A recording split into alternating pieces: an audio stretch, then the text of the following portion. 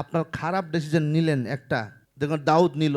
বাইবেলে দেখবেন না, আমি বলি তো যে চার্চ আছে না, চার্চ এটা পারফেক্ট লোকের জন্য না, এটা ঈশ্বর পারফেক্ট লোকের জন্য আসেননি। যদি ভালো করে পড়েন, এই যে 99 যে ভেড়টাকে ছেড়ে দিল না যিশু, ওটা কে ছিল?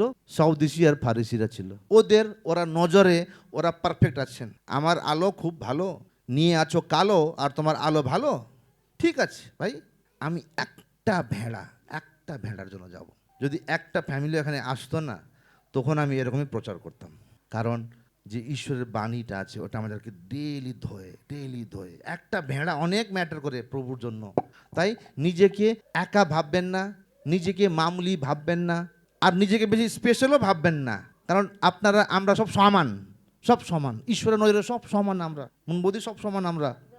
আমরা কেউ পারফেক্ট না, বলে দিচ্ছি। সবার জীবনে একটা পাপ থাকে, খোট থাকে, আমরা পড়ে যাই। তাই তো বাইবেলে লেখা আছে যে 7 বার পড়বে তো 7 বার উঠবে। কি উঠবে? ধর্মীজনরা।